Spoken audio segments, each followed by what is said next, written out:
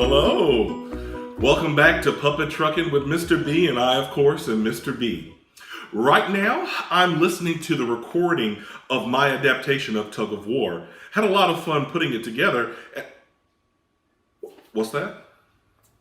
You want to hear some of it? All right. Tell me what you think.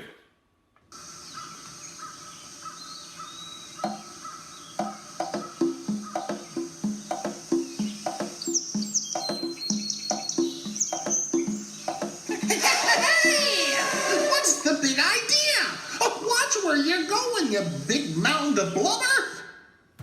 What do you think? That was the first line that we talked about last week.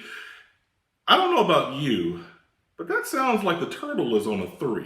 Anyway, enough of that. What I'm working on right now is the basis of today's episode, and that is scenery and puppets.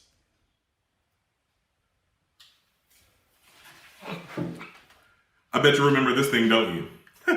From episode 1, I mentioned that this is the performance stage that I'm going to use for my presentation of Tug of War.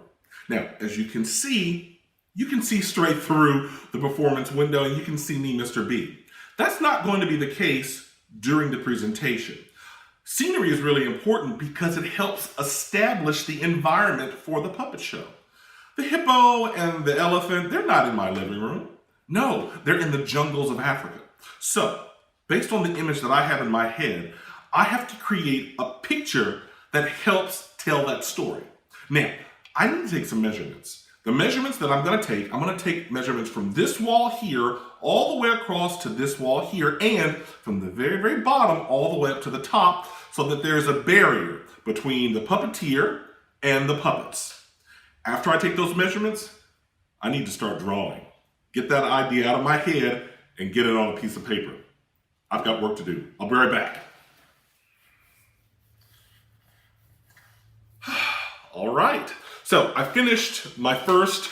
I'm on to my second rendering, of course, for the backdrops. This rendering has all of the little finer details, the leaves on the vines, the water, more trees, more details in the grass. Once I finish this version here, what I need to do then is have an idea of what I want to draw or have my backdrop made out of. Now, you can make it out of cardboard, foam board. For me, I'm going to use a piece of wood. When I attach my backdrop to the stage, it's not going to move. During the performance, I don't want to accidentally breathe on it or bump into it if it's made of something like fabric or something that's really, really soft. I have a tendency to do that. So I know myself, I'm going to give myself a hand. I'm going to do it out of wood. Now, once I finish my drawing, I need to find a piece of wood maybe somewhere that I might have laying around somewhere, and I'm going to paint it white, transfer my fine details to that, then I need to start painting.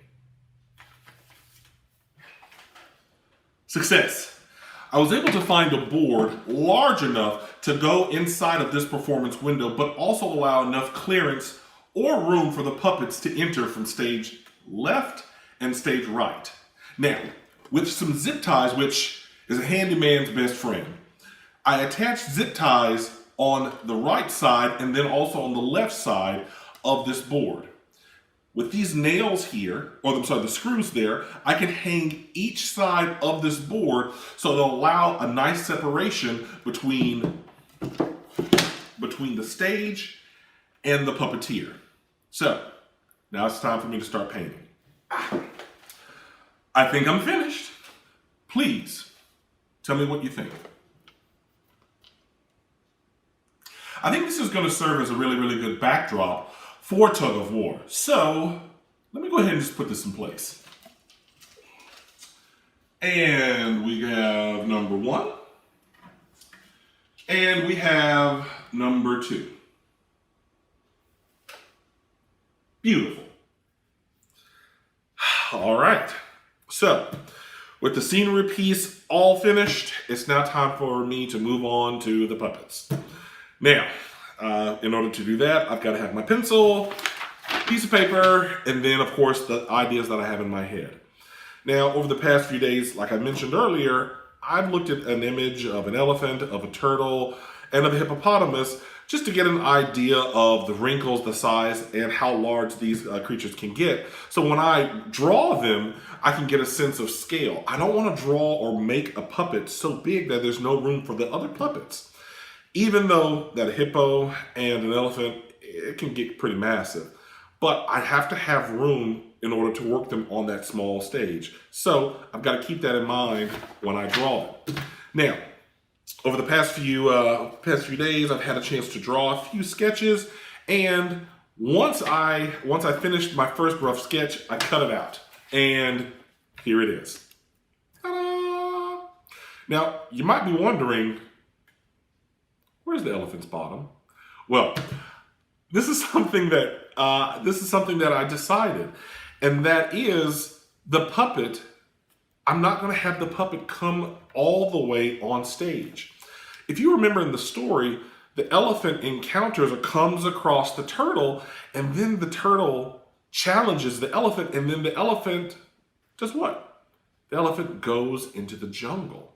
So you don't see the elephant in the jungle, because then the turtle goes all the way down to the river to talk to the hippopotamus.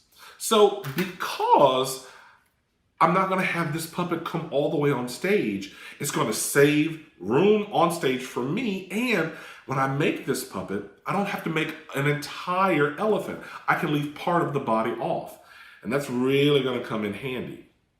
Now, the other thing with this is that if you can see this, he kind of looks pretty adorable. He looks a little cute. And my elephant in the story, he's not nice. Especially in the beginning of the story. He eventually learns kindness towards the end, but this one looks pretty nice. So, in typical Mr. B fashion, I need to do another sketch.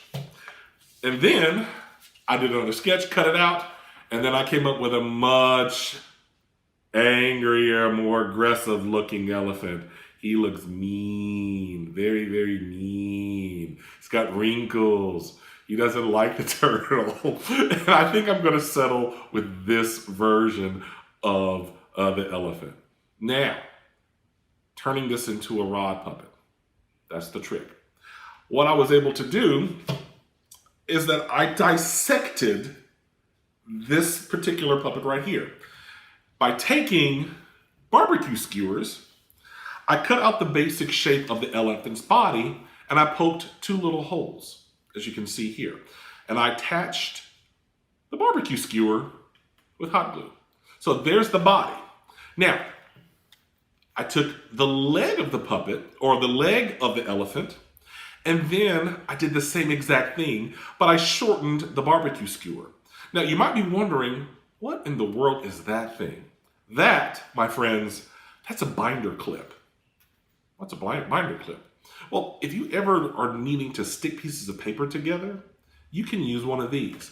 What I did was, with this hole here, I'm able to take the binder clip and take this piece, which is the leg of the elephant, slide it through the hole, attach it, and guess what? Now I have a moving part of the elephant's body. The only thing now that I'm missing is the head. And look at here. I've got an elephant head ready to go. And just to show you that this is how things are, I use this out of a Krispy Kreme box. So I just needed something thicker than paper in order to cut this out of so that I could play around with it to see if it works. So with this last piece here, I'm going to take the binder clip, slide it through the second hole, and fasten it. And there you go. Now I have a rough working or rough example of my puppet. Now, if I'm happy with this, I can move on to the next stage. If I needed to make a change, I'll start taking things apart and making adjustments. But since I'm now going to move on to the next phase, well, I've got more work to do. Next phase complete. I'm just going to show you. This here is my elephant. What do you think? I like it.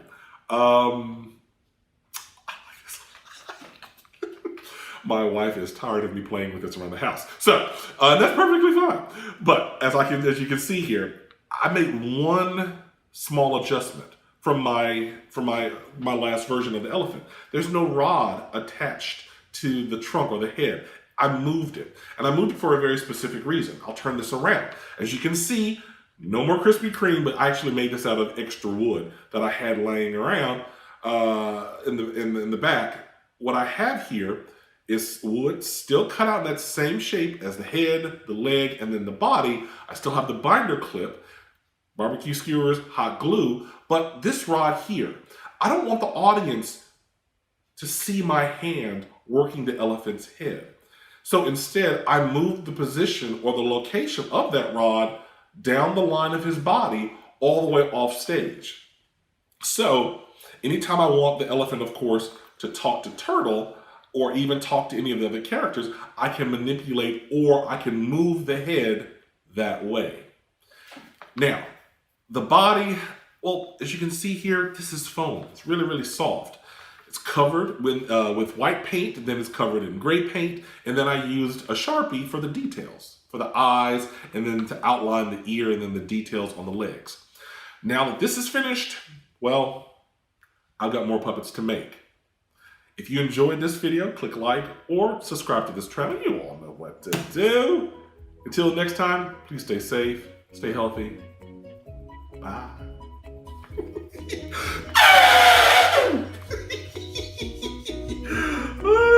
I'm having too much fun.